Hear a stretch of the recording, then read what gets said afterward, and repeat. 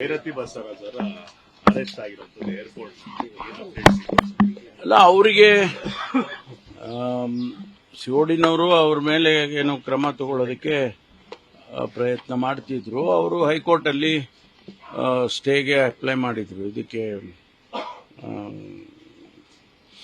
ಅದಾದ್ಮೇಲೆ ಅವರು ಮತ್ತೆ ಸುಪ್ರೀಂ ಕೋರ್ಟಿಗೆ ಹೋಗಿ ಅಲ್ಲಿ ಬೇಲಿಗೆ ಪ್ರಯತ್ನ ಮಾಡಿದ್ರು. ಅಲ್ಲಿ ಕೂಡ ರಿಜೆಕ್ಟ್ ಆಯಿತು.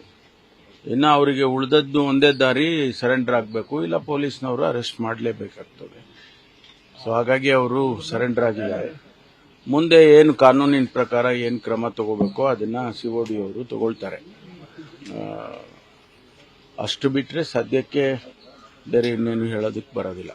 ಇನ್ನೊಂದು ಹೈಕಮಾಂಡ್ ವಿಚಾರ, ಈಗ ಮಲ್ಲಿಕಾರ್ಜುನ್ ಖರ್ಗೆ ಇರ್ಬೋದು, ಹೈಕಮಾಂಡ್ ಇರ್ಬೋದು, ಯಾವುದೇ ಕಾರಣಕ್ಕೂ ರಾಜಕೀಯದ ಸ್ಥಿತಿಗತಿ ಬಗ್ಗೆ ಅಂದ್ರೆ ಸಿಎಂ ಬದಲಾವಣೆ ಬಗ್ಗೆ ಮಾತಾಡಬೇಡಿ ಅಂತ ಹೇಳಿದ್ರು ಕೂಡ ಚಂದ್ರರಾಜ್ ಹಟ್ಟಿಹೊಳಿಯವರು ಮತ್ತೊಂದು ಸ್ಟೇಟ್ಮೆಂಟ್ ಮಾಡಿರುವಂತದ್ದು ಸರ್, ಡಿ.ಕೆ. ಶಿವಕುಮಾರ್ ಅವರು ಸಿಎಂ ಆಗೇ ಆಗ್ತಾರೆ ಅಂತ. ಇದ್ರೆ ಪ್ರತಿ ಬಾರಿ ಈ ತರ ಸ್ಟೇಟ್ಮೆಂಟ್ ಗಳು ಬರ್ತಾ ಇದ್ದಾಗ ಹೈಕಮಾಂಡ್ ಮಾತಿಗೆ ಬೆಲೆ ಕೊಡ್ತಿಲ್ವಾ ನಾಯಕರು ಅನ್ನೋ ಪ್ರಶ್ನೆ. ಎಷ್ಟರ ಮಟ್ಟಿಗೆ ನಮ್ಮ ಎಐಸಿಸಿ ಅಧ್ಯಕ್ಷರು ಹೇಳಿದ್ದಾರೆ ಅಂದ್ರೆ ಬಾಯಿ ಮುಚ್ಕೊಂಡು ಸುಮ್ಮನೆ ಇರಿ ಅಂತ ಹೇಳಿದ್ದಾರೆ. ಅದಕ್ಕಿಂತ ಕಠಿಣವಾಗಿ ಹೇಳೋದಕ್ಕೆ ಎಐಸಿಸಿ ಅಧ್ಯಕ್ಷರಿಗೆ ಆಗೋದಿಲ್ಲ. ಅಷ್ಟಾದರೂ ಕೂಡ ನಮ್ಮಲ್ಲಿ ಶಾಸಕರಾಗ್ಲಿ ಮತ್ತೆ ಮುಖಂಡರುಗಳಾಗ್ಲಿ ಪದೇ ಪದೇ ಅದ್ರ ಬಗ್ಗೆ ಮಾತನಾಡ್ತಕ್ಕಂಥದ್ದು ಸರಿ ಕಾಣಿಸೋದಿಲ್ಲ. ಇದು ನಿಲ್ಲಬೇಕಿದು. ಯಾಕೆಂತ ಹೇಳಿದ್ರೆ ನಾವು ಆಡಳಿತದ ಕಡೆ ಗಮನ ಹರಿಸಬೇಕು. ಜನಸಮುದಾಯ ನಮ್ಮನ್ನು ನಿರೀಕ್ಷೆ ಮಾಡಿರೋದೇ ಬೇರೆ. ಅದು ಬಿಟ್ಟು ನಾವು ಈ ರೀತಿ ಸಾರ್ವಜನಿಕವಾಗಿ ಇದನ್ನೆಲ್ಲ ಮಾತಾಡಿಕೊಂಡು ಒಬ್ಬೊಬ್ಬರು ಒಂದೊಂದು ಹೇಳಿಕೆ ಕೊಟ್ಕೊಂಡು ಹೋಗೋದು ಸರಿ ಕಾಣಿಸೋದಿಲ್ಲ. ಹೈಕಮಾಂಡ್ನವರು ಕೂಡ ಇದನ್ನು ಗಮನಿಸ್ತಾ ಇದ್ದಾರೆ ಅಂತ ನಾನು ಅಂದ್ಕೊಂಡಿದ್ದೇನೆ. ಸಂದರ್ಭ ಬಂದಾಗ ನಾನು ಕೂಡ ಹೈಕಮಾಂಡ್ ಅಲ್ಲಿ ಮಾತಾಡ್ತೇನೆ. ಯಾಕೆಂತಂದ್ರೆ ಇದು ಎನಫ್ ಇಸ್ ಎನಫ್. ಇದು ನಿಲ್ಲಬೇಕಿದು. ಇದು ನಾವು ಜನ ನಮ್ಮನ್ನು ಗಮನಿಸ್ತಾರೆ. ಜನ ನಮ್ಮನ್ನ ನಿರೀಕ್ಷೆ ಮಾಡೋದೇ ಬೇರೆ.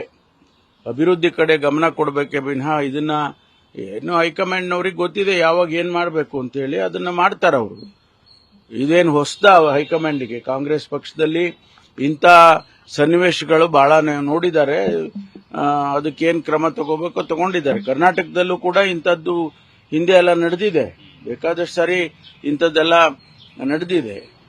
ಅದಕ್ಕೆ ನಾವು ಸಹನೆಯಿಂದ ವರ್ತಿಸೋದು ಒಳ್ಳೇದು ಅಂತೇಳಿ ನನ್ಗನ್ಸುತ್ತೆ. ಆರ್ಸಿಬಿ ಚಿನ್ನಸ್ವಾಮಿ ಸ್ಟೇಡಿಯಂನಲ್ಲಿ ಈಗ ಮ್ಯಾಚ್ಗಳನ್ನ ರೀಸ್ಟಾರ್ಟ್ ಮಾಡಬಹುದು ಅಂತ ನಿನ್ನೆ ಕ್ಯಾಬಿನೆಟ್ ಕೂಡ ಒಪ್ಪಿಗೆಯನ್ನು ಸೂಚಿಸಿರುವಂತದ್ದು. ಏನ್ ಕಂಡೀಷನ್ಸ್ ಹಾಕಿದ್ದಾರೆ? ಅಲ್ಲ, ಇನ್ ಪ್ರಿನ್ಸಿಪಲ್ ನಾವು ಅವರಿಗೆ ಅನುಮತಿಯನ್ನ ಕೊಡ್ತೇವೆ ಅಂತ ಹೇಳಿದ್ದೇವೆ. ಜಸ್ಟಿಸ್ ಕುನ್ನಾ ಅವರು ಏನು ರೆಕಮೆಂಡೇಶನ್ಸ್ ಮಾಡಿದ್ದಾರೆ ಅದನ್ನ ಅನುಷ್ಠಾನ ಮಾಡಬೇಕು ಅಂತ ಮೊದಲೇ ಹೇಳಿದೀವಿ ನಾವು. ಮತ್ತು ಅದರಲ್ಲಿ 3 ಭಾಗ ಇದೆ.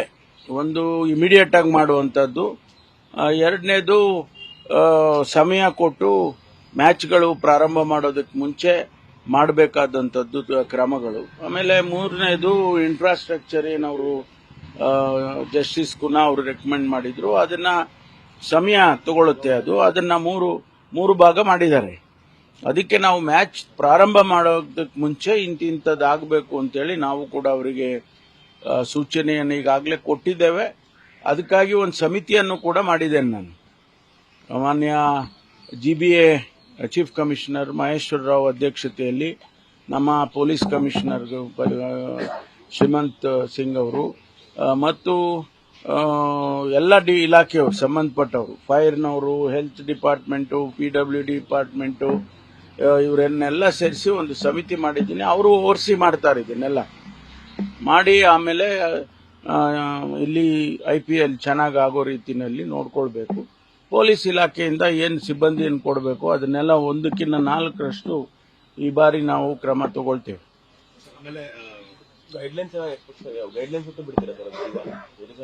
ಹೌದು, ಈಗ ಜಸ್ಟಿಸ್ ಕುನ್ನಾ ಅವರು ವರದಿಯಲ್ಲಿ ಏನು ನಮೂದನೆ ಮಾಡಿದ್ದಾರೆ ಅದರ ಹಿನ್ನೆಲೆಯಲ್ಲೇ ನಾವು ಅವರಿಗೆ ತಿಳಿಸ್ತೇವೆ. ನಾವು ಹೊಸದಾಗಿ ಏನು ಮಾಡೋದಕ್ಕೆ ಹೋಗೋದಿಲ್ಲ. Safety utmost important. ಅದಕ್ಕೋಸ್ಕರ ನಾವು ಅವರಿಗೆ ಸೂಚನೆ ಕೊಡ್ತೀವಿ. ಈ 50 ವರ್ಷದಲ್ಲಿ ಚಿನ್ನಸ್ವಾಮಿ ಸ್ಟೇಡಿಯಂನಲ್ಲಿ ಯಾವುದೇ ಘಟನೆ ನಡೆದಿಲ್ಲ. ಮ್ಯಾಚ್ ಆಗುವಾಗ ಯಾವುದೂ ನಡೆದಿಲ್ಲ. ಇದು ಸೆಲೆಬ್ರೇಷನ್ ಮಾಡುವಾಗ ಆಗಿರುವಂತದ್ದು. ಹಾಗಾಗಿ ಇನ್ಮುಂದೆ ಸೆಲೆಬ್ರೇಷನ್ಗೆ ಅಲೋ ಮಾಡಬೇಕಾ ಮಾಡಬಾರ್ದಾ ಅದನ್ನ ನಾವು ಯೋಚನೆ ಮಾಡ್ತೀವಿ. Thank you. ನ್ಯೂಸ್ ಫಸ್ಟ್ ನಿರ್ಭೀತಿಯಿಂದ ನಿಮ್ಮ ಪರವಾಗಿ.